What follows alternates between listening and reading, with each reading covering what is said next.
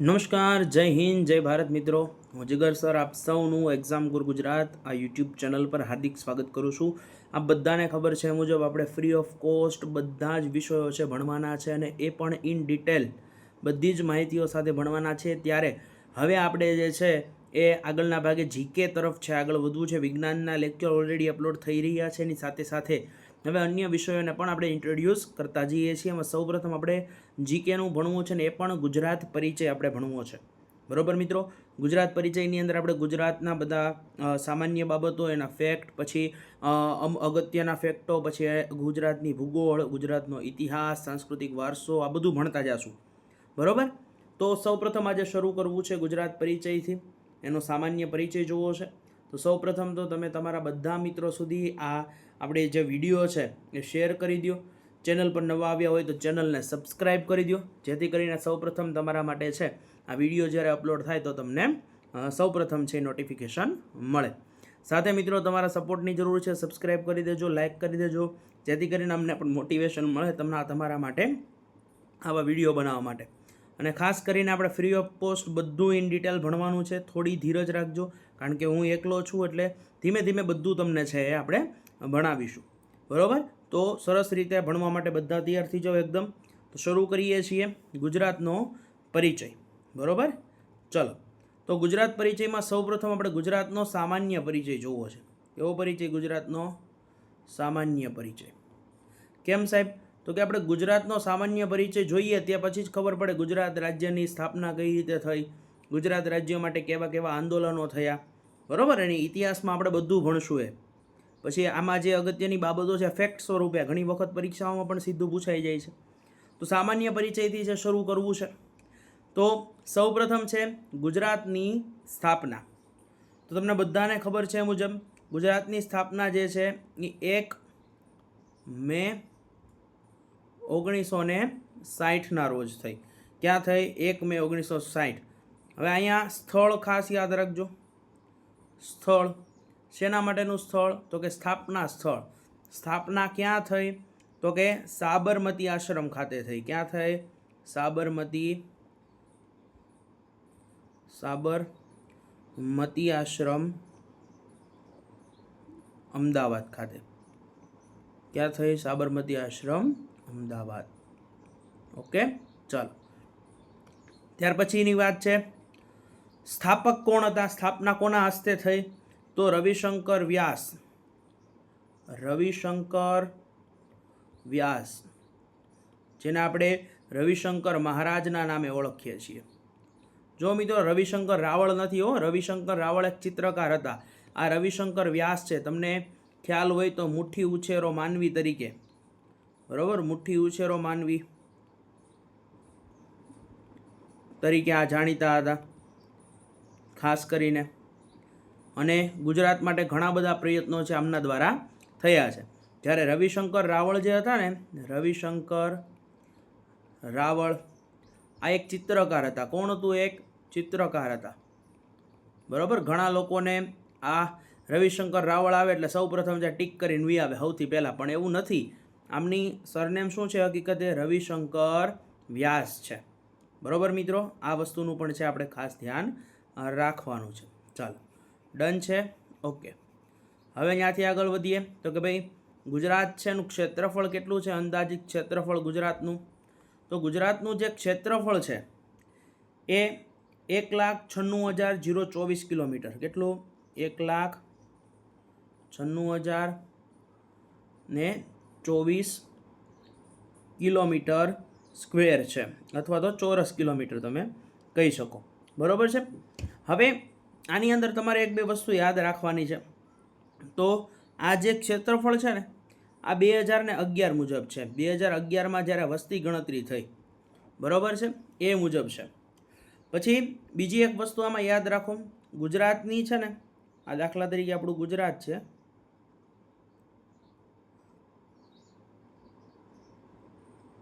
બરાબર, આની ઉત્તર દક્ષિણ લંબાઈ અને પૂર્વ પશ્ચિમ લંબાઈ છે. પરીક્ષાઓમાં ઘણી બધી વખત છે એ પૂછાઈ ગઈ છે. બરાબર, તો હું અહીંયા લખું છું. ચાલો, ઉત્તર દક્ષિણ લંબાઈ અને આ છે પૂર્વ પશ્ચિમ લંબાઈ.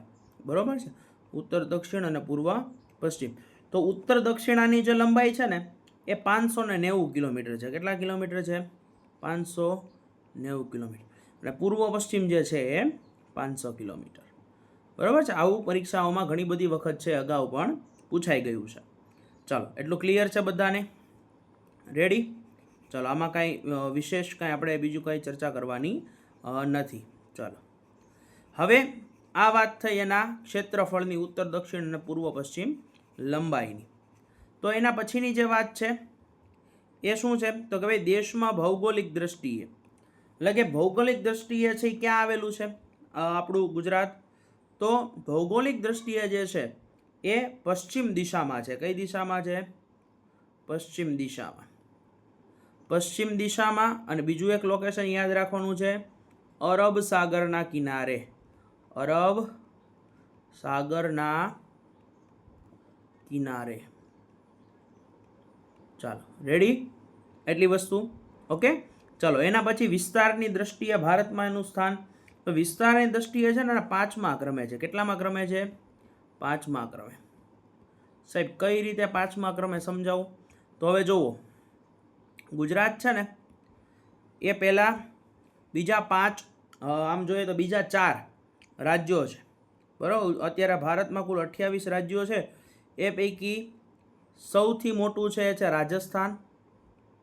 આપણે વિસ્તારની દ્રષ્ટિએ વાત કરીએ છીએ. મધ્યપ્રદેશ, મહારાષ્ટ્ર, ઉત્તર પ્રદેશ, અને એના પછી કોણ આવે? આના પછી આવે ગુજરાત. બરોબર? તો ગુજરાત છે કેટલામાં ક્રમે છે? તો કે ભાઈ 5મા ક્રમે છે. કેટલામાં ક્રમે છે? 5મા ક્રમે છે. પછી વસ્તીમાં કેટલામાં ક્રમે છે? એ અગત્યનું છે. તો 28 રાજ્યો પૈકી 9મા ક્રમે છે. કેટલામાં ક્રમે છે? 9મા ક્રમે. બરાબર? આપણે આગળ બધું જોશું, આની વસ્તી ગીચતા, આની અંદર પછી કેટલો સાક્ષરતા દર છે, એ બધું આપણે આગળ છે એ જોશું. ચાલો, એના પછીની વાત છે તો કે ભાઈ પ્રથમ પાટનગર. તો પ્રથમ પાટનગર છે ને અમદાવાદ હતું. કયું હતું? અમદાવાદ. 1971 સુધી. ક્યાં સુધી? 1971 સુધી કયું હતું? અમદાવાદ હતું. બરાબર? અને એના પછી કયું થાય છે વર્તમાનમાં? તો વર્તમાનમાં થાય છે ગાંધીનગર. વર્તમાનમાં કયું થાય છે? તો કે ગાંધીનગર થાય છે. ચલો, રેડી? એટલી વસ્તુ ક્લિયર બધાને? ચાલો, એના પછી છે પ્રથમ મુખ્યમંત્રી. તો પ્રથમ મુખ્યમંત્રી કોણ? તો આપણા પ્રથમ મુખ્યમંત્રી હતા ડૉક્ટર જીવરાજ મહેતા. કોણ હતું? ડૉક્ટર જીવરાજ મહેતા. હવે ડૉક્ટર જીવરાજ મહેતા છે ને, આમનો જન્મ થયો ને, આ જન્મ છે એમનો અમરેલી. ક્યાં છે એમનો જન્મ? અમરેલી. બરાબર? હું પણ અમરેલીથી જ છું આમ તો. બરાબર? એમનો જન્મ ક્યાંથી થયો છે? અમરેલીમાં. પછી આ ડૉક્ટર જીવરાજ મહેતા છે ને ગાંધીજીના અંગત તબીબ હતા. અંગત તબીબ હતા. બરોબર છે? આ બે વસ્તુ છે યાદ રાખવાનું. પરીક્ષામાં આ બંને પ્રશ્નો છે એ પૂછાઈ ગયા છે. ચાલો, હવે પ્રથમ મુખ્યમંત્રી ભાઈ વાત થઈ આપણે ડૉક્ટર જીવરાજ મહેતા. તો વર્તમાન મુખ્યમંત્રી કોણ છે? તો વર્તમાન છે ભૂપેન્દ્રભાઈ પટેલ. ભૂપેન્દ્રભાઈ પટેલ. બરાબર? જેના દાદા તરીકે આપણે ઓળખીએ છીએ. કેના તરીકે ઓળખીએ? દાદા તરીકે. દાદા ક્યારથી સત્તામાં છે? તો સપ્ટેમ્બર 2021થી. ક્યારથી છે? સપ્ટેમ્બર 2021થી. અને હાલમાં જ તે આ ચાલુ વર્ષે 2025ના ઓક્ટોબર માસની અંદર દાદાની સરકાર ફૂલ ચર્ચામાં છે. અને આમાંથી એક પ્રશ્ન નીકળશે જ. કેમ? તો કે નવા મંત્રીમંડળનું નિર્માણ કર્યું છે. નવા મંત્રીમંડળનું નિર્માણ થયું છે. બરાબર? આના વિશે આપણે છે ઇન ડિટેલ વિડીયો છે ટૂંકમાં જ હમણાં ટૂંક જ સમયગાળાની અંદર આપણે બનાવી નાખવાના છે. અલગ અલગ મંત્રીઓ જ્યાંથી તેઓ આવે છે, કયું ખાતું મેળવું છે, બરાબર, એના વિશે આખું ગુજરાતનું મંત્રીમંડળ કરીને આખું એક સરસ મજાનું આપણે એક વિડીયો છે એ બનાવી નાખશું, જેથી કરીને તમને પણ પરીક્ષાઓની અંદર ઉપયોગી બને. ચાલો, ઓકે, એટલી વસ્તુ ઓકે. ચાલો ત્યાંથી આગળ વધીએ. હવે વાત છે પ્રથમ રાજ્યપાલ. શું વાત છે? પ્રથમ રાજ્યપાલ. તો મિત્રો, પ્રથમ રાજ્યપાલ ગુજરાતના બન્યા હતા મહેંદી નવાઝ જંગ. કોણ હતું ગુજરાતનું પ્રથમ? તો એ હતા મહેંદી નવાઝ જંગ, પ્રથમ રાજ્યપાલ ગુજરાતના. અને વર્તમાનમાં કોણ છે વર્તમાન રાજ્યપાલ? તો વર્તમાન આપણા રાજ્યપાલ બન્યા છે શ્રી આચાર્ય દેવવ્રત. બરોબર છે, આવો પણ હમણાં ચર્ચામાં છે. બરોબર, આચાર્ય દેવવ્રતજી પણ હમણાં ચર્ચામાં છે. કારણ કે મહારાષ્ટ્રના જે ગવર્નર હતા, મહારાષ્ટ્રના રાજ્યપાલ, એઓને શું બનાવવામાં આવ્યા છે? તેઓને બનાવવામાં આવ્યા છે ભારતના ઉપરાષ્ટ્રપતિ. ભારતના ઉપરાષ્ટ્રપતિ. તો હવે એમની જગ્યા ખાલી પડે એ માટે આચાર્ય દેવવ્રતજીને હાલમાં જ, હમણાં થોડા સમય પહેલાં જ મહારાષ્ટ્ર રાજ્યના પણ શું બનાવવામાં આવ્યા છે? રાજ્યપાલ બનાવવામાં આવ્યા છે. બરોબર છે. બંધારણનો જે સુધારો હતો, બંધારણીય સુધારો 7મો, એમાં લખ્યું હતું કે ભાઈ કોઈ એક રાજ્યપાલ છે, 2 રાજ્યની દોર છે એ રાજ્યપાલ તરીકે સંભાળી શકે. બંધારણ પણ આપણે ભણવાના છીએ, પણ હાલ આચાર્ય દેવવ્રતજી છે એ ચર્ચામાં છે. ઓકે, ચાલો હવે આગળ વધીએ. હાલના રાજ્યપાલની વાત થઈ. કોની વાત કરી? તો કે આચાર્ય દેવવ્રતજી. ઓકે, ચાલો હવે એનાથી આગળ વધીએ. પ્રથમ સ્પીકર કોણ છે? પ્રથમ સ્પીકર એટલે કે અધ્યક્ષ. પ્રથમ અધ્યક્ષ કોણ હતા? તો એ હતા કલ્યાણજી મહેતા. કોણ હતું? કલ્યાણજી મહેતા. કલ્યાણજી મહેતા. બરોબર. અને હાલમાં કોણ છે? હાલમાં છે શંકરસિંહ ચૌધરી. શંકરસિંહ ચૌધરી. બરોબર છે. ચાલો હવે પ્રથમ ડેપ્યુટી સ્પીકર આપણે વિધાનસભાના, ગુજરાત વિધાનસભાની વાત છે. ગુજરાત વિધાનસભા. ચાલો, પ્રથમ સ્પીકરની વાત કરી કલ્યાણજી મહેતા, વર્તમાન સ્પીકર શંકરસિંહ ચૌધરી. ચાલો, પ્રથમ ડેપ્યુટી સ્પીકર તો કે અંબાલાલ શાહ હતા. કોણ હતા? અંબાલાલ શાહ. અંબાલાલ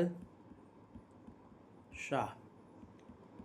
અને વર્તમાનમાં કોણ છે? તો એ છે જેઠાભાઈ ભરવાડ. ચાલો, ક્લિયર એટલી વસ્તુ. એના પછીની વસ્તુ છે પ્રથમ વિપક્ષના નેતા. બરોબર, ગુજરાત વિધાનસભામાં પ્રથમ વિપક્ષના નેતા કોણ હતા? તો એ હતા નગીનદાસ ગાંધી. નગીનદાસ ગાંધી. અને હાલમાં સાહેબ, તો કે હાલમાં છે એ શું છે? જગ્યા ખાલી છે. છેલ્લે અમરેલીથી તે પરેશભાઈ ધાનાણી હતા. પરેશભાઈ ધાનાણી. પણ એમણે વિપક્ષી નેતા તરીકે શું આપ્યું હતું? તો કે ભાઈ રાજીનામું છે એ આપેલું હતું. એટલે હાલમાં શું છે? તેઓની જગ્યા છે એ ખાલી છે. ચાલો, ઓકે. એના પછી છે પ્રથમ વિધાનસભા જે છે એનું બેઠકનું સ્થળ. પહેલી વિધાનસભા ક્યાં બેસતી હતી? તો એ હતી અમદાવાદ સિવિલ ખાતે. કઈ જગ્યાએ?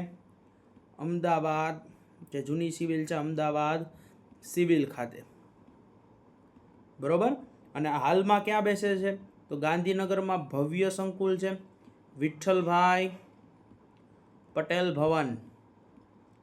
પટેલ ભવન ક્યાં છે? તો કે ભાઈ ગાંધીનગરમાં છે. ક્યાં છે? ગાંધીનગરની અંદર છે. એટલે આ વસ્તુ પણ છે એ ખાસ તમારી યાદ છે એ રાખવાની છે. ઓકે, ચાલો, ડન એટલી વસ્તુ. આગળ વધીએ અહીંયાથી. ચાલો, ઓકે.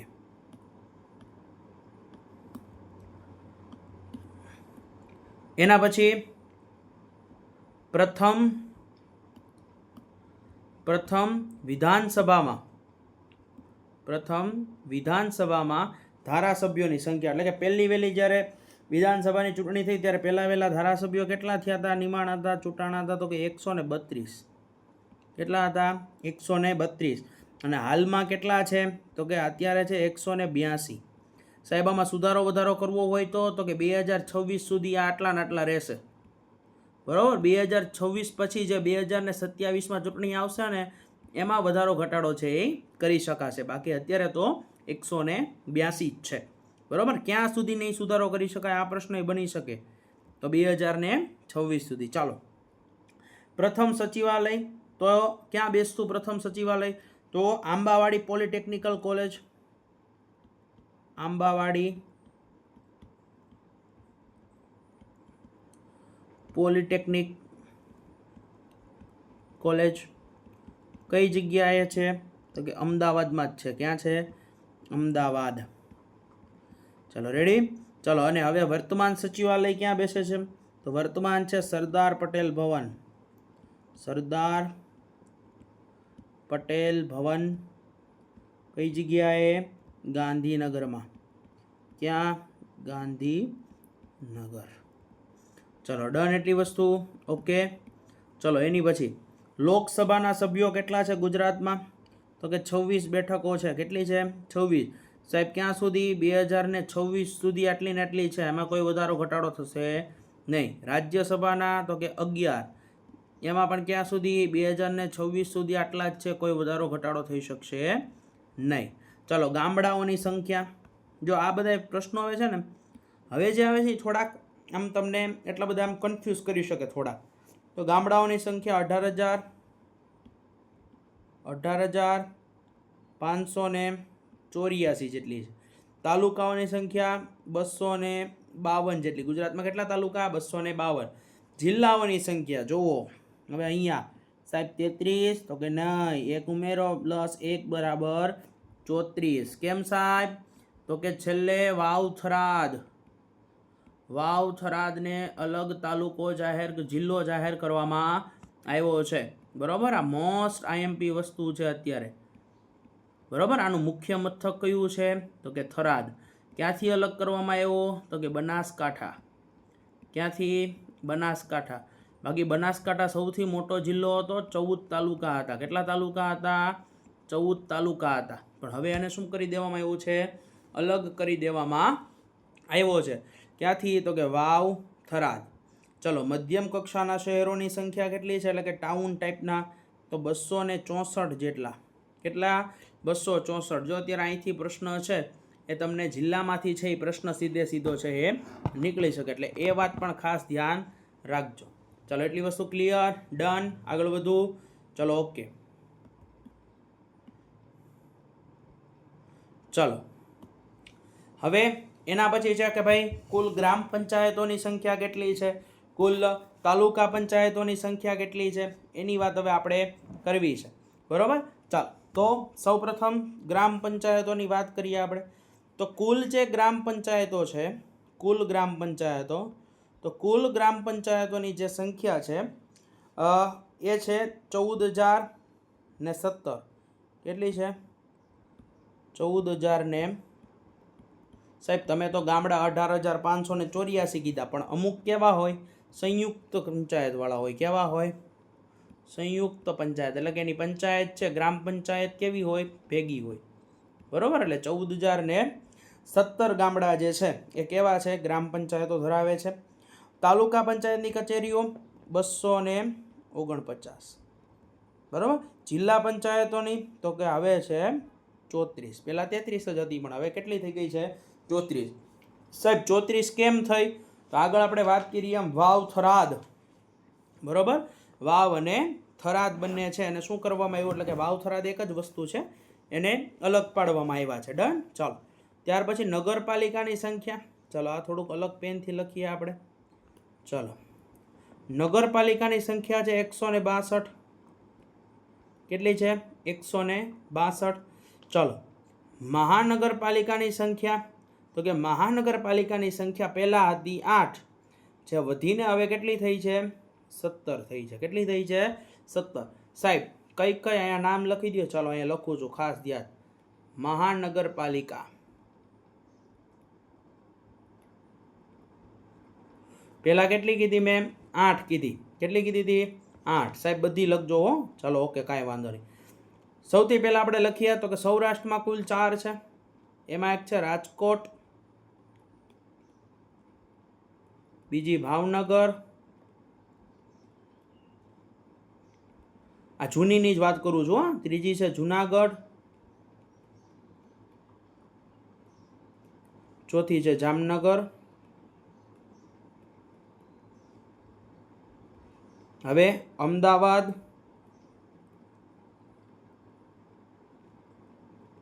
સુરત,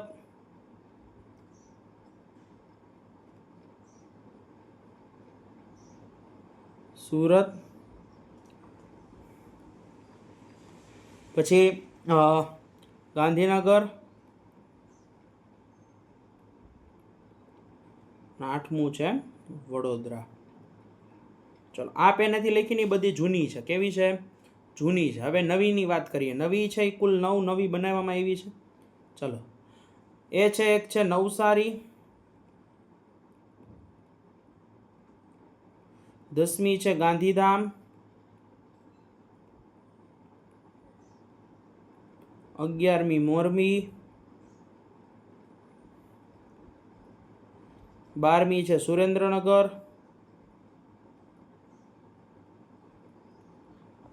પછી અહીંયા લખું. ચાલો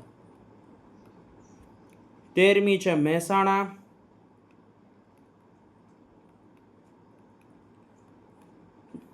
14મી છે વાપી, 15મી છે આણંદ,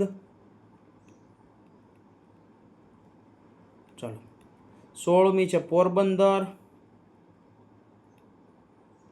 અને 17મી છે નડિયાદ.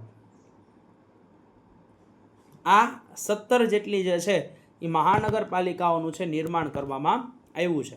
હવે આ જે નવી બની ને, જે નવી આ નવી જેટલી બની ને નવી એ આ વર્ષમાં જ બની છે. 1 જાન્યુઆરી 2025 થી નથી આ નવી જેટલી છે ને બધી.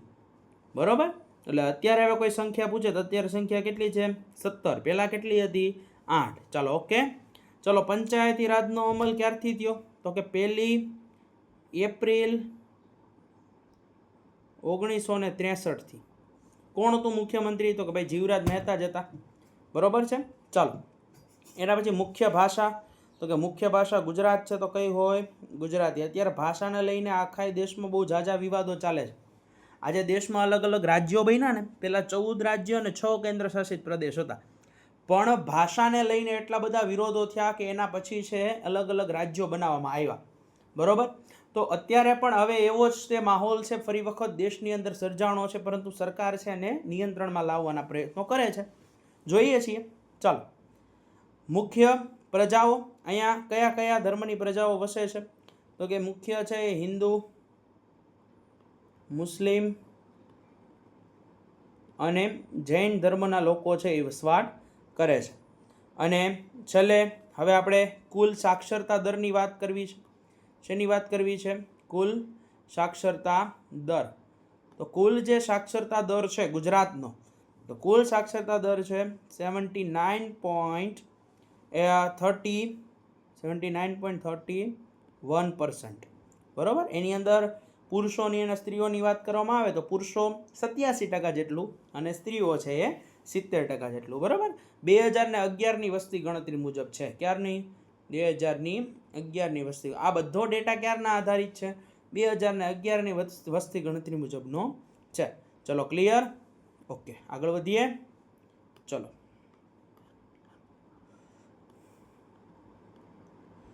હવે જુઓ, હવે આ બધી વસ્તુ આવે છે તો કે ભાઈ રાજ્ય પ્રાણીની, જો ભાઈ ગુજરાતની વાત છે. ગુજરાતનું રાજ્ય પ્રાણી કયું છે? તો કે સિંહ. બરોબર છે? Asiatic lion. રાજ્ય પક્ષી કયું છે? તો કે સુરખાબ. કોણ છે? સુરખાબ. આ સુરખાબને છે ને ફ્લેમિંગો કહેવાય. શું કહેવાય? ફ્લેમિંગો.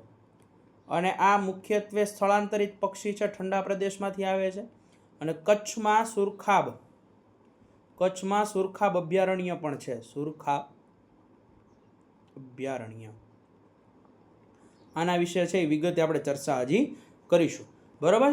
અને આને કચ્છી ભાષામાં છે ને, કચ્છી ભાષામાં હંજ કહેવાય. શું કહેવાય? હંજ કહેવાય, બરાબર. કોની વાત થાય છે અહીંયા? તો કે અહીંયા વાત થાય છે સુરખાબની. ચલો, ક્લિયર છે એટલી વસ્તુ? ચલો, એનાથી આગળ વધીએ. રાજ્ય વૃક્ષ, બરાબર. રાજ્ય વૃક્ષ છે આંબો. રાજ્ય વૃક્ષ કયું છે આપણો? આંબો. રાજ્ય ફૂલ તો કે ગલગોટો.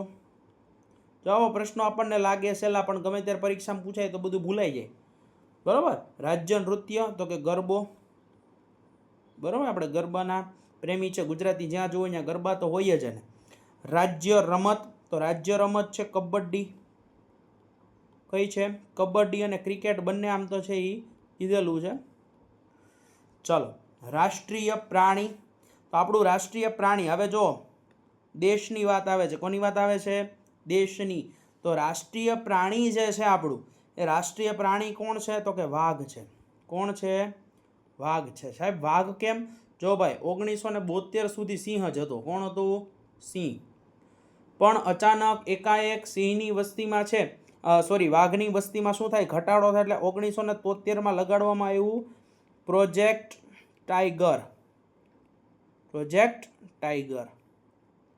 અને એના કારણે પછી વાઘને છે એની વસ્તીમાં વધારો થાય, બધામાં જાગૃતતા આવે, એટલા માટે વાઘને પછી આપણું રાષ્ટ્રીય પ્રાણી બનાવાયું. ચાલો, રાષ્ટ્રીય પક્ષી મોર. રાષ્ટ્રીય ફૂલ તો કે કમળ. રાષ્ટ્રીય વૃક્ષ તો કે વડ, બરાબર. શું છે? વડ, જેને આપણે વટવૃક્ષ કહીએ છીએ. શું કહીએ છીએ? વટવૃક્ષ કહીએ છીએ. ચલો, ક્લિયર એટલી વસ્તુ? ઓકે, સહેલું છે.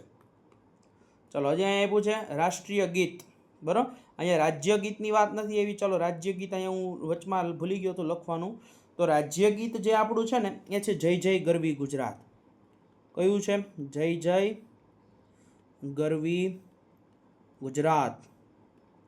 ગુજરાતની સ્થાપના થઈ ત્યારે દીપે અરુણ પ્રભાત, બરોબર છે. આવું સરસ મજાનું નર્મદ દ્વારા આપેલું છે. કોના દ્વારા આપેલું છે? નર્મદ દ્વારા. રાષ્ટ્રીય ગીત, બરોબર છે. અહીંયા હારવાર રાષ્ટ્રીય ગીતની આપણે વાત કરી લઈએ.